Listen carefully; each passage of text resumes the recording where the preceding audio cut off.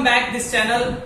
आज हम आपके लिए नया चैप्टर स्टार्ट करने जा रहे हैं, जिस चैप्टर का नाम है dissolution of A partnership firm. ये हमारे 12th स्टैंडर्ड के लिए बेहद इंपॉर्टेंट चैप्टर्स की काउंटिंग में काउंट किया जाता है और इससे रिलेटेड आपको न्यूमेरिकल 101% आपको सीबीएसई एग्जामिनेशन में मिलता है। अब इस चैप्टर का मेन मकसद क्या है, सबसे पहले हमें पता होना चाहिए इस चैप्टर का मेन पर्पस क्या है। अब तक हम लोगों ने सीरीज करी थी पार्टनरशिप की। हम जो इस बुक में सीरीज कर रहे थे, सबसे पहले हमने एनपीओ पढ़ा था, नॉट फॉर प्रॉफिट ऑर्गेनाइजेशन। उस नॉट फॉर प्रॉफिट ऑर्गेनाइजेशन के बाद हम लोगों ने भी किया पार्टनरशिप से रिलेटेड। पहले पार्टनरशिप का फंडामेंटल, पार्टनर्स के बीच में प्रॉफिट शेयरिंग रेशियो भी चेंज हुआ। फिर हमने नए पार्टनर को वेलकम किया था, एडमिशन दिया था। टर्म्स एंड कंडीशन के अकॉर्डिंग एक पार्टनर रिटायरमेंट भी लेके गया, पार्टनर की डेथ भी हुई। लेकिन एट द लास्ट आज टाइम शुरू होता है उस बिजनेस को डिस्पोज ऑफ करने का। अब तक हम बिजनेस को बनाने की बात कर रहे थे। 2 जने हैं, एक और आ जाए, 3 था, एक चला गया। ये नेचुरल प्रोसेस चलता रहता है हर बिजनेस में। लेकिन आज का जो प्रोसेस है, उस चलते हुए बिजनेस को आज टाइम आया वाइंड अप करने का। आज हम स्टूडेंट अकाउंट्स बनाना सीखेंगे। एक बिजनेस को जो चलती हुई पार्टनरशिप फर्म है, हम उसको आप बंद करना चाहते हैं। बंद करने के रीजंस बहुत सारे हो सकते हैं, वो हम अगली वीडियो में कंफर्म करेंगे। आज हम आपको सबसे पहले उसका प्रोसेस बताते हैं कि डिसॉल्व करने का क्या प्रोसेस है, किस किस कंडीशन में डिसॉल्व होती है। वो थ्योरी का पार्ट है, वो आपको थ्योरी वाली वीडियो में पता लग जाएगी। तो आज हमारा मेन जो टॉपिक है वो है dissolution of A partnership firm. यानी आप सोचिए, किसी बिजनेस को स्टार्टअप देना बहुत मुश्किल काम है, लेकिन बिजनेस को बंद करना, कंप्लीटली डिस्पोज ऑफ करना, कंप्लीटली बिजनेस को डिसॉल्व करना आसान काम है। तो स्टूडेंट्स, जब बिजनेस को डिसॉल्व करना आसान काम है, तो उससे रिलेटेड अकाउंटिंग करना भी बहुत आसान काम है। उसके पीछे आपको क्या प्रोसेस फॉलो करना है, पहले ध्यान से सुनिए। इस चैप्टर से हमें करना क्या है कि जो मेरा बिजनेस है मैं उसको बंद करना चाहता हूं। क्या स्टूडेंट, बंद करने का मतलब सिर्फ एक है कि शटर डाला, लॉक कर दिया और बिजनेस बंद? नहीं, वो हमने टेम्परेरी कुछ दिन के लिए दुकान को बंद कर दिया। लेकिन अगर हम परमानेंटली अपने बिजनेस को बंद करना चाहते हैं, तो दैट मीन्स हमारी बिजनेस की जितनी भी एसेट्स हैं उन सबको बेच दिया जाएगा। जितनी भी एसेट्स हैं उन सबको सेल आउट कर दिया जाएगा। रख के करना क्या है, बिजनेस तो बंद करना है। अब बंद करने का मतलब कोई हम ऐसे तो है नहीं कि उस बिजनेस को ऐसे ही छोड़ देंगे, चलो भाई छोड़ के चल देंगे। नहीं, कुछ तो सेटलमेंट करना होगा ना। जितनी भी हमारी एसेट्स हैं उनको तो सेल आउट करना है। ठीक है, एसेट्स का तो ट्रीटमेंट हो गया, जो एसेट्स थी हमने बेच डाली। लेकिन जितनी लाइबिलिटी है उनका भी तो पेमेंट होना है। जितनी हमारे बिजनेस की लाइबिलिटीज हैं उनका भी क्या करना है, हमें पेमेंट करना है। याद रखना स्टूडेंट, जितने भी एसेट्स में डाटा दिया गया होगा या जितना भी डाटा लाइबिलिटी में दिया हुआ है, यानी जितने भी बैलेंसेस दिए गए हैं, आपको क्वेश्चन में एक बैलेंस शीट मिलेगी। उस बैलेंस शीट में जितना भी डाटा एसेट्स में दिया गया है या जितना भी डाटा लाइबिलिटी में दिया गया है, हर एक अकाउंट को हमें जीरो करना होगा। जब तक आप अपने बिजनेस के, अपने बैलेंस शीट के अकॉर्डिंग किसी भी बैलेंस को जीरो नहीं करोगे, जब तक आपका बिजनेस डिस्पोज ऑफ नहीं होगा, आपका बिजनेस डिसॉल्व नहीं होगा। डिसॉल्व करने के लिए पहली कंडीशन यही है, हर एक बैलेंस का जीरो होना। अब जीरो करने का प्रोसेस क्या है, जीरो करने का क्या पैटर्न है, उसके लिए आप ध्यान से सुनिए। हम लोगों ने उस अकाउंट को, उस एसेट्स को बेचने के लिए, यानी उस पैसे को रिकवरी करने के लिए, और उस रिकवरी से जो भी पेमेंट आता है उस पैसे से लायबिलिटी का पेमेंट करने के लिए हमने एक अलग से अकाउंट बनाया जिसका नाम है रियलाइजेशन अकाउंट। ये इस चैप्टर में नया अकाउंट हमारे सामने आया।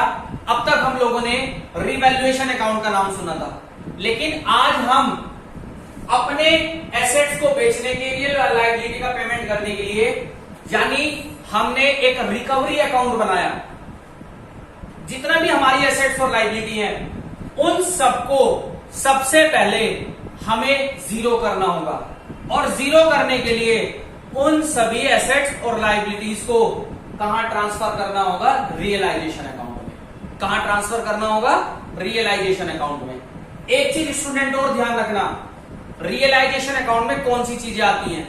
रियलाइजेशन अकाउंट में वो आती हैं जिन एसेट से आपको लगता है कि मुझे इनसे पैसा मिल सकता है। सपोज मेरे पास बिल्डिंग है, हाँ बिल्डिंग को बेचूंगा तो कुछ पैसा आएगा, तो कंफर्म है वो चीज रियलाइजेशन में ट्रांसफर होगी।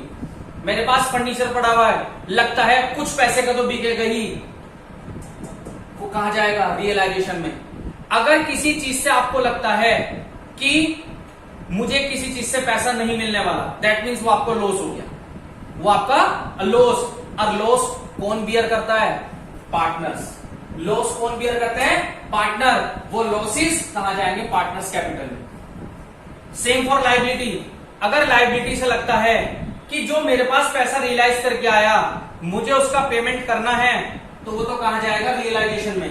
लेकिन अगर लगता है किसी लाइबिलिटी का मुझे पेमेंट नहीं करना, तो वो मेरी प्रॉफिट बनेगा और प्रॉफिट पार्टनर्स कैपिटल में जाएगा। स्टूडेंट क्लियर है? तो हर एक अकाउंट को मुझे क्लोज करना है। पहले मैं अकाउंट क्लोज करने का थोड़ा सा लॉजिक समझाता हूं, वो लॉजिक समझ में आएगा तो फिर हम आपको एक क्वेश्चन भी करना सिखाएंगे। सपोज आप लोग ध्यान से समझिए, इसको मैं अभी बाद में बनाऊंगा, आप एक बार थोड़ा सा लॉजिक ध्यान से समझिए। सपोज हमारी फर्म में बिल्डिंग दे रखी है, सभी जानते हैं कि बिल्डिंग एसेट्स होती है और एसेट्स का बैलेंस हमेशा डेबिट होता है। इस बिल्डिंग अकाउंट को मुझे इस बैलेंस को जीरो करना है। इस बैलेंस को क्या करना है? जीरो। तो अंडरस्टूड है भैया, अकाउंट में जीरो करने का सिंपल सा लॉजिक है। अगर कोई बैलेंस डेबिट है तो उतनी अमाउंट से उसे क्रेडिट कर दो, जीरो हो जाएगा। कोई मेरे पास क्रेडिट का बैलेंस है, मुझे इसको जीरो करना है, उतनी अमाउंट से उसे डेबिट कर दो, जीरो हो जाएगा। तो यहां पर बिल्डिंग डेबिट बैलेंस दिखाई दे रही है, मुझे इसको जीरो करना है, तो क्या करना होगा? सर क्रेडिट करना होगा। तो यानी बिल्डिंग तो क्रेडिट होगा, डेबिट क्या होगा? मैंने आपको क्या बताया? जिन चीजों से हमें लगता है कि मुझे भविष्य में पैसा मिल जाएगा, या हिंदी भाषा में जब आप अपने बिजनेस को डिसॉल्व करेंगे तो एसेट्स और लायबिलिटी रियलाइजेशन अकाउंट में जाएगी। उन एसेट से पैसा रिसीव करने के लिए, पैसा रियलाइज करने के लिए मैंने कौन सा अकाउंट बनाया? Realisation account. तो जितनी भी एसेट्स हैं जिनसे मुझे पैसा मिलेगा, जिनसे मुझे रिकवरी हो सकती है, वो सारी चीजें रिकवरी अकाउंट में ट्रांसफर होंगी, और उस रिकवरी अकाउंट का नाम क्या है? Realisation account. उस रिकवरी अकाउंट का नाम क्या है? Realisation account. तो कंफर्म हो गया, डेबिट क्या होगा? Realisation account. यानी कुल मिला के अगर आपके पास सपोज बिल्डिंग के बाद मशीन है, मशीन आपकी एसेट्स होती है, वो भी आप जानते हैं। सर एसेट्स हमेशा डेबिट होती है, तो मशीन भी डेबिट है, अकाउंट क्लोज करना है, तो उस डेबिट बैलेंस को भी आपको क्या करना होगा? क्रेडिट करना होगा। यानी मैं मशीन को भी क्रेडिट करूंगा, लेकिन डेबिट क्या होगा? फिर एक नाम हमारे सामने आया, रियलाइजेशन। क्या डेबिट होगा? रियलाइजेशन। दैट मीन्स कंफर्म हो गया स्टूडेंट, अगर मुझे कोई भी एसेट्स बेचनी है तो मुझे रिकवरी अकाउंट में डालना है, और उस रिकवरी अकाउंट को मुझे डेबिट करना पड़ रहा है, तो इसका मतलब जितनी भी एसेट्स हैं वो रिकवरी अकाउंट के डेबिट में जाएंगे। तो पहला स्टेप आपके सामने आ जाता है, क्वेश्चन में दी गई एसेट्स रियलाइजेशन के कहां जाएंगी? डेबिट साइड में। पहली बात ध्यान से सुनना, बहुत काम की बात बताने जा रहा हूं। क्वेश्चन में दी गई एसेट्स कौन से अकाउंट में जाएंगी? रियलाइजेशन अकाउंट में। अब लायबिलिटी की बात करते हैं। सपोज क्रेडिटर्स हैं, क्रेडिटर्स लायबिलिटी होती है, लायबिलिटी के बैलेंस क्रेडिट है, तो भैया क्रेडिट वाले बैलेंस को जीरो करना है। जीरो करना है तो क्रेडिट वाली चीज को डेबिट करना होगा। तो सर क्रेडिटर्स तो डेबिट हो जाएंगे, क्रेडिटर्स अकाउंट डेबिट, लेकिन ये सब चीजें कहां ट्रांसफर होंगी? रियलाइजेशन के। ये क्रेडिट में कहा जाएंगे, रियलाइजेशन के। यानी यहां पर रियलाइजेशन क्रेडिट हुआ तो कंफर्म हो गया लायबिलिटी कौन सी साइड जाएगी, क्रेडिट साइड। तो जो बात मैं आपको डायरेक्ट बताता कि क्वेश्चन में एसेट्स डेबिट में डालनी है और क्वेश्चन में दी गई लायबिलिटी क्रेडिट में डालनी है, उनके पीछे एक छोटा सा लॉजिक था। उनके पीछे एक हमने प्रोसेस फॉलो किया जिसके अकॉर्डिंग आपने ये कंफर्म किया कि मुझे एसेट्स कहां पोस्ट करनी है, रियलाइजेशन के डेबिट साइड या रियलाइजेशन के क्रेडिट साइड। अब स्टूडेंट आप कभी कंफ्यूजन नहीं रहने के, क्वेश्चन में दी गई एसेट्स डेबिट में जाएंगी और क्वेश्चन में दी गई लायबिलिटी क्रेडिट में जाएंगी। अब ये सर ऐसी कौन सी आइटम थी जिससे मुझे पैसा मिलने वाला नहीं है। सपोज मुझे क्वेश्चन की एसेट साइड में P&L दे रखा है, मुझे क्वेश्चन की एसेट साइड में P&L है। एसेट साइड में P&L का मतलब डेबिट और डेबिट का मतलब लॉस। क्या इस लॉस से भी मुझे कहीं से पैसा मिलेगा? क्या इस लॉस से भी मुझे पैसा मिलेगा? मेरा कोई गुड्स लॉस हो गया, क्या मुझे कोई आके पैसे देगा कि सर आपके बिजनेस में लॉस हो गया, लो जी मेरे से पैसा ले लो? नहीं। तो कंफर्म हो गया जब इससे मुझे पैसा मिलने वाला नहीं है तो ये चीज रियलाइजेशन में नहीं जाएंगी। ये P&L रियलाइजेशन में नहीं जाएगा। लॉस है तो लॉस किसका होगा? लॉस पार्टनर का होगा। लॉस पूरी फर्म का होगा तो लॉस कहां जाएगा? पार्टनर्स कैपिटल में। लॉस कहां जाएगा? पार्टनर्स कैपिटल में। मैं प्रॉफिट एंड लॉस को यहां पर डिस्ट्रीब्यूट, यहां पर रियलाइजेशन में पोस्ट नहीं करूंगा। ऐसे ही लायबिलिटी साइड में जनरल रिजर्व होता है। क्या जनरल रिजर्व का हमें किसी को पेमेंट करना है? नहीं, वो हमारा अपना प्रॉफिट है, मुझे उससे किसी को पैसा पेड आउट नहीं करना। जब मुझे किसी का पैसा नहीं देना होता तो वो चीज भी रियलाइजेशन में नहीं जाएगी। इसका मतलब वो मेरा प्रॉफिट है। प्रॉफिट कहां जाएगा? पार्टनर्स कैपिटल में। प्रॉफिट कहां जाएगा? पार्टनर्स कैपिटल में। क्लियर हो गई? प्रॉफिट हमेशा क्रेडिट में जाते हैं और लॉस हमेशा डेबिट में जाते हैं। तो स्टूडेंट उम्मीद करता हूं ये बात समझ में आई होगी। अब हम एक क्वेश्चन करते हैं। क्वेश्चन आपकी स्क्रीन पे होगा। क्वेश्चन हम देखेंगे किस तरीके से आपको क्वेश्चन करना है। क्वेश्चन आप अपनी स्क्रीन पे देख पा रहे हैं। उस क्वेश्चन को हम पूरे को सॉर्ट आउट करेंगे, पूरे क्वेश्चन का सॉल्यूशन निकालेंगे। क्वेश्चन में कुछ इस तरीके से कहा गया, A and B are partners in a firm sharing profit and loss 3:2। There are two partners जिनके नाम A और B बताए, जिनका प्रॉफिट शेयरिंग रेशियो 3:2 बता रखा है और नीचे कुछ बैलेंस शीट भी दे रखी है। क्वेश्चन के अकॉर्डिंग 31 मार्च 2020 में हमारे दोनों पार्टनर एग्रीड हो गए कि हम फर्म को बंद करना चाहते हैं। तो जब बंद करेंगे तो एसेट्स को सेल आउट किया जाएगा और लायबिलिटी को पेड ऑफ किया जाएगा। According to the first adjustment ए ने इन्वेस्टमेंट की वैल्यू 8,000 रुपए कही और ये 8,000 की इन्वेस्टमेंट ए ने ले ली और कहने लगा कि जो मेरी वाइफ का लोन है and also agree to settle loan of mister A, और जो मेरी वाइफ का लोन है, मिसिस ए का लोन है, उसका पेमेंट मैं कर दूंगी। अदर एसेट से कुछ पैसा मिल गया, स्टॉक से 5,000 मिला, डेटर से 18,500 मिला, फर्नीचर से 4,500 मिला, प्लांट से 25,000 मिले, कुछ एक्सपेंसेस भी हुए हैं 1,600 के। क्रेडिटर्स एग्रीड हो गए कि हम 37,000 में पूरा पेमेंट हो जाएगा, यानी क्रेडिटर्स को हमें in full settlement 37,000 paid out करने हैं। तो हमें तीन चीजें बनानी है, realisation account, partners capital account और बैंक अकाउंट। अब तीनों को ट्रांसफर करना ध्यान से समझेंगे स्टूडेंट, और उम्मीद है बहुत अच्छे तरीके से आपको समझ में आने वाला है। मैंने पहला स्टेप क्या बताया था कि क्वेश्चन में एसेट्स रियलाइजेशन के डेबिट में जानी है, दी गई लायबिलिटी क्रेडिट में जानी है। अगर किसी एसेट्स या लायबिलिटी का मुझे एसेट्स को बेच के पैसा नहीं मिलने वाला और किसी लायबिलिटी का मुझे पेमेंट नहीं करना तो वो चीजें रियलाइजेशन अकाउंट में नहीं आएंगी। अब देखते हैं कैसे सर। सबसे पहले हम एसेट्स ट्रांसफर करते हैं। सबसे पहले बैंक दिया हुआ है, सबसे पहले क्या दे रखा है? बैंक, जिसके लिए हमने अलग से अकाउंट बना रखा है। तो बैंक अकाउंट का बैलेंस बैंक में ट्रांसफर होगा, जिसको हम बैलेंस बीडी बोलते हैं।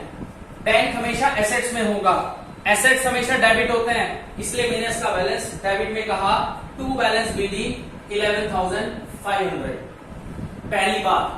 दूसरी बात, स्टॉक। अब आप कहोगे सर स्टॉक से तो पैसा मिल सकता है, स्टॉक को बेचूंगा तो पैसा मिलेगा, और जिन एसेट से मुझे पैसा रिकवर होगा वो मैं रिकवरी अकाउंट में ट्रांसफर करूंगा, और सारी एसेट्स उस लॉजिक के अकॉर्डिंग मैंने बताया था डेबिट में पोस्ट होनी है। स्टॉक से कितने मिले हैं मुझे, मतलब स्टॉक मेरे पास 6000 रुपीज का है, यानी स्टॉक का बैलेंस 0 कर दिया मैंने। डेटर 19 के है, डेटर से भी मुझे पैसा मिलेगा। टू डेटर, डेटर का बैलेंस भी मेरा हो गया 0। डेटर के बाद फर्नीचर 4000 का, फर्नीचर से भी मुझे भविष्य में पैसा मिल जाएगा, उसका अकाउंट भी 0 कर दिया फर्नीचर। फर्नीचर के बाद क्वेश्चन में प्लांट है 28000 का, इससे भी मुझे पैसा मिलेगा, टू प्लांट। उसके बाद प्लांट के बाद इन्वेस्टमेंट 10000 का है, इन्वेस्टमेंट से भी मुझे पैसा मिलेगा, जब मैं इसको बेचूंगा तो मुझे इससे पैसा मिलेगा, टू इन्वेस्टमेंट। उसके बाद दे रखा है प्रॉफिट एंड लॉस, यानी ये एसेट्स में देने का मतलब ये डेबिट बैलेंस है, इसका मतलब ये लॉस है।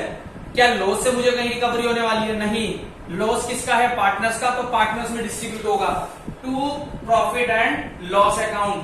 कितने का है प्रॉफिट एंड लॉस अकाउंट? हमारे पास 7500 का, जिनका प्रॉफिट शेयरिंग रेशियो 3:2 दिया हुआ है, तो वो प्रॉफिट 3:2 में डिवाइड करके लिखेंगे। तो टोटल 7500 है, जिसको डिवाइड करेंगे 3:2 में। 7500 को अगर मैं 3:2 में डिवाइड करता हूं तो पहले वाले का आएगा 4500, पहले वाले का 4500 और दूसरे वाले का 3000, टोटल 7500 डिस्ट्रीब्यूट कर दिया। उसके बाद क्वेश्चन में लायबिलिटी साइड की बात करी है। सबसे पहले क्रेडिटर्स, आगे क्रेडिटर्स को तो मुझे पेमेंट करना है, by creditor, by creditor, creditor 38000, creditor 38000। उसके बाद मिसिस ए का लोन था, हाँ जी, इसका भी भविष्य आगे पेमेंट करूंगा। लोन ऑफ मिसिस ए से जो लोन लिया हुआ है 10000 रुपीज का है। उसके बाद लोन बाय बी, यानी हमने पार्टनर से लोन लिया हुआ है।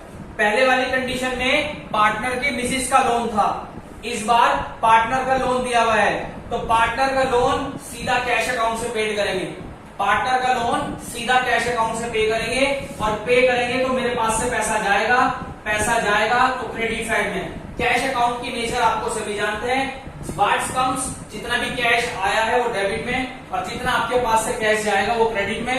तो इस कंडीशन के अकॉर्डिंग आपके पास से पैसा जाएगा। बी का लोन था 15000 रुपए का, जो आपने पूरा पेड आउट कर दिया। उसके बाद रिजर्व, रिजर्व मुझे किसी को पेड आउट नहीं करना होता, वो मेरा अपना प्रॉफिट है, और सब जानते हैं प्रॉफिट पार्टनर में डिवाइड होगा बाय रिजर्व। रिजर्व कितने का दिया हुआ है? 5000 का दे रखा है, 3:2, तो 3000 इसको मिल जाएंगे, 2000 इसको मिल जाएंगे। उसके बाद बची है कैपिटल। कैपिटल अभी हमने पार्टनर्स कैपिटल का पेमेंट नहीं करना, तो पार्टनर्स कैपिटल का भी बैलेंस हम पार्टनर्स कैपिटल में ही ट्रांसफर करेंगे। और आप सभी जानते हैं, आपने एडमिशन रिटायरमेंट वगैरह सब में पढ़ा है, पार्टनर्स के बैलेंस बीडी के नाम से जाते हैं 10000 और 8000। क्वेश्चन के अकॉर्डिंग आप एसेट्स का सेटलमेंट कर चुके हो, मतलब जितनी भी एसेट्स दे रखी थी उनको पोस्ट कर चुके हो, और जितनी भी लायबिलिटी थी उन सबको आप ट्रांसफर कर चुके हो। अब क्वेश्चन के अकॉर्डिंग देखते हैं किस किस एसेट से कितना पैसा आया, या किस किस लायबिलिटी का पेमेंट हमने कितना किया है। क्वेश्चन के अकॉर्डिंग इन्वेस्टमेंट 8000 रुपए का ए ने ले लिया, यानी फाइनली मैं इन्वेस्टमेंट को बेचने जाता तो मेरे पास कैश आता, तो मैं कैश डेबिट करता, लेकिन वो इन्वेस्टमेंट ए ने ले लिया, तो ए ने फ्री में नहीं लिया, ए आगे पेमेंट करेगा, लेकिन फिलहाल वो इन्वेस्टमेंट किसके पास गया? ए के पास गया। और रूल के अकॉर्डिंग रिसीवर डेबिट होता है। अगर मैं जर्नल एंट्री करूं तो एस कैपिटल अकाउंट डेबिट, और क्या गया मेरे पास से? इन्वेस्टमेंट। लेकिन याद होगा इन्वेस्टमेंट का बैलेंस तो मैं ऑलरेडी 0 कर चुका, मेरे पास इन्वेस्टमेंट नाम की फिलहाल कोई चीज नहीं है। अब जो भी पैसा आए जाए उसको रिकवरी अकाउंट से पूरा करना है, और रिकवरी अकाउंट का नाम बताया था मैंने रियलाइजेशन अकाउंट। क्या बताया था? Realisation account. यानी इसका मतलब कंफर्म हो गया, ये एंट्री एक तो पार्टनर्स कैपिटल में जाएगी और रियलाइजेशन में जाएगी। कहां कहां जाएगी? पार्टनर्स कैपिटल की तो डेबिट में, टू रियलाइजेशन, पार्टनर्स कैपिटल की तो डेबिट में, टू रियलाइजेशन। इन्वेस्टमेंट लिया है 8000 रुपए का, और रियलाइजेशन के क्रेडिट में by S capital, by S capital 8000 rupees. Clear हो गई बात? क्वेश्चन के अकॉर्डिंग मिस्टर ए कहने लगा कि अपनी वाइफ का लोन का पेमेंट मैं खुद कर दूंगा, उसकी वाइफ का लोन का पेमेंट मैं खुद कर दूंगा। तो यानी कुल मिला के पेमेंट किसका हो रहा है, पेमेंट किसका हो रहा है। एक तरीके से अब आप ये समझिए, लोन तो आप ऑलरेडी पे कर चुके। अब आप जब लोन पे कर चुके हो तो लोन का तो नाम हमारे पास है ही नहीं। मुझे सारी चीजें, जब मेरे पास कैश आया था तो मैंने कैश डेबिट कर रहा था, अगर मैं पेमेंट करता तो कैश क्रेडिट होगा। तो डेबिट कौन सा अकाउंट होगा, रियलाइजेशन। तो रियलाइजेशन तो डेबिट होगा, रियलाइजेशन अकाउंट डेबिट। लेकिन मेरे पास से पैसा नहीं गया, वो पेमेंट मैंने ना करके किसने कर दिया, पार्टनर ने। पार्टनर पे करेगा तो उसका सेटलमेंट बाद में होगा, तो फिलहाल उसका पेमेंट पार्टनर के नाम से ही होगा, to A's capital, to A's capital. और कितना था उसकी वाइफ का लोन, वो क्वेश्चन में दिखाई दिया होगा मुझे 10,000 रुपीज।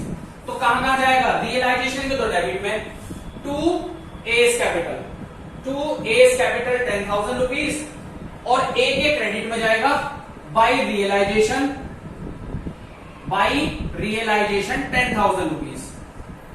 क्लियर हो गई बात। अब यानी कुछ चीजें शॉर्टकट तरीका समझ लेते हैं। याद रखना स्टूडेंट, इन फ्यूचर अगर आपके पास कैश आएगा तो वो क्रेडिट में जाएगा, क्योंकि कैश डेबिट होगा, रियलाइजेशन क्रेडिट होगा। और अगर आपकी जेब से कैश जाएगा तो इधर, यानी कैश आया तो कैश का नाम लिख रहे, और वो एसेट्स पार्टनर लिया तो पार्टनर का नाम लिखेंगे।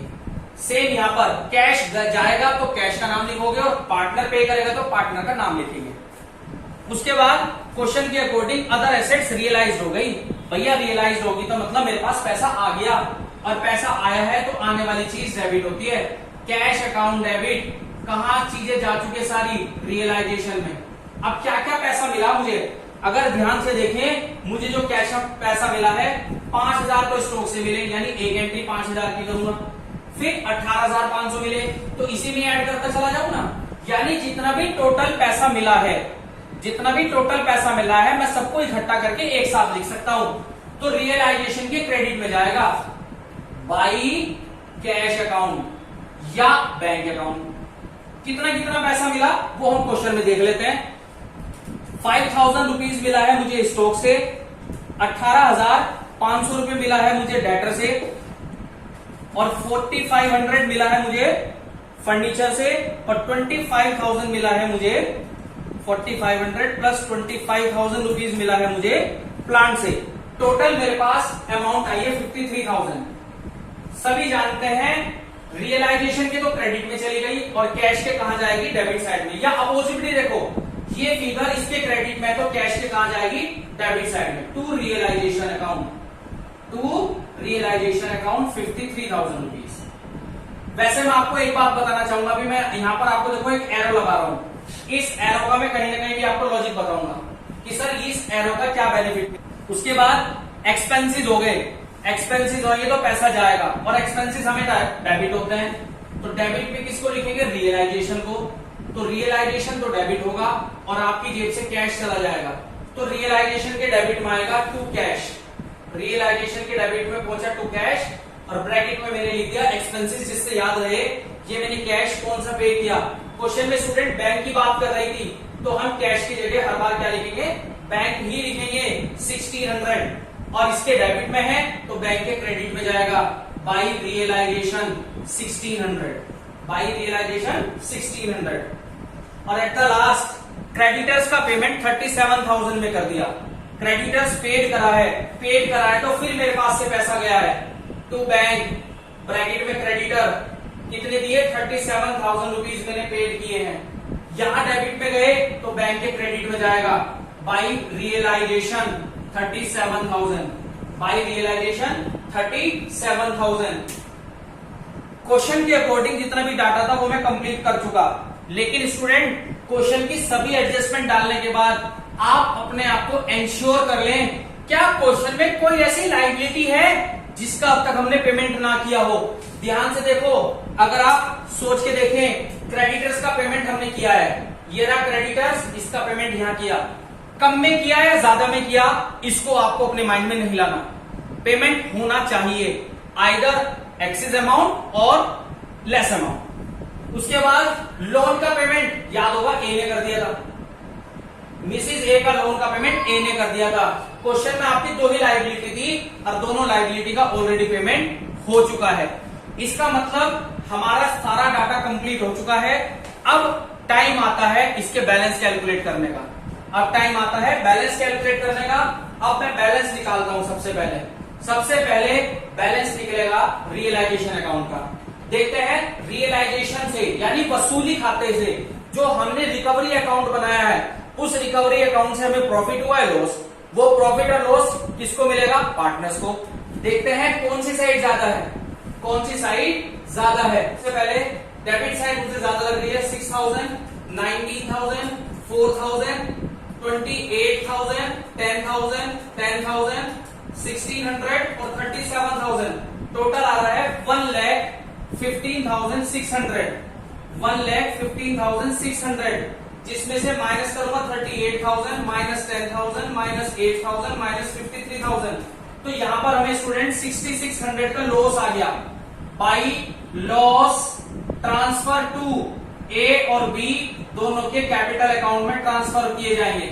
रेशो क्या था? 3:2। 6,600 को अगर मैं 3:2 में डिवाइड करता हूं, 3,960 एक का है और 2,640 दूसरे का। इसके क्रेडिट में है तो पार्टनर्स के कहा जाएगी डेबिट साइड में। टू रियलाइजेशन अकाउंट 3,960 और 2,640। अब सेटलमेंट का टाइम आया पार्टनर्स का। अब हम पार्टनर्स का भी टोटल पेमेंट कर देंगे। पार्टनर्स का देखते हैं किसका साइज उधर का ज्यादा है। इधर का आ रहा है 23,000। सेम टोटल यहां पर आ गया 23,000। इस 23,000 में से मुझे माइनस करना है 4,500 और माइनस करना है 8,000 और माइनस करना है 3,960। तो बाकी जो बचा 6,540 मैं पेमेंट करूंगा टू बैंक। ऐसे ही उधर का देखता हूं। 8 और 2 10,000, 10,000, 10,000 और इस 10,000 में से माइनस करूंगा 3,000 और माइनस करूंगा 2,640। तो माइनस करने के बाद बैलेंस बचा है 4,360। यहां पर मैंने पार्टनर्स को भी पेड कर दिया। तो स्टूडेंट जैसे हमारा पार्टनर्स कैपिटल के बैलेंस डेबिट में आए तो उसके कहा जाएंगे क्रेडिट साइड में by A's capital and by B's capital. कितनी अमाउंट पहुंच गई? 6,540 और 4,360। ठीक है स्टूडेंट, हमें ये चीज कंफर्म कर लेनी चाहिए कि एरो के बाद जो आइटम लगी हुई है वो दो जगह पोस्ट होनी है। दोनों साइड टोटल करेंगे इक्वल आ जाएगी। दोनों साइड का अगर आप टोटल करेंगे तो वो हमारी क्या आ जाएगी? इक्वल आ जाएगी। तो एरो के बाद की आइटम दो जगह जाएगी। देखो इसके डेबिट में है तो ए के क्रेडिट में गई 8,000, क्रेडिट में है तो डेबिट में, क्रेडिट में है तो उसी डेबिट में गई। ये देखो इसके क्रेडिट में तो कैश के डेबिट में आ गई, क्रेडिट में है तो इसके डेबिट में आ गई। कुल मिला के एरो के बाद की फिगर दोनों जगह ट्रांसफर होनी है। स्टूडेंट उम्मीद है आपको ये क्वेश्चन समझ में आया होगा। और अगर आपको कोई डाउट बचता है तो आप कमेंट बॉक्स में डालिए और मेरे से आप पूछ सकते हैं। और स्टूडेंट इस वीडियो को ज्यादा से ज्यादा शेयर करिए, चैनल को सब्सक्राइब करिए। आपसे मिलते हैं इस चैप्टर की नेक्स्ट वीडियो के साथ। Thank you and have a nice day.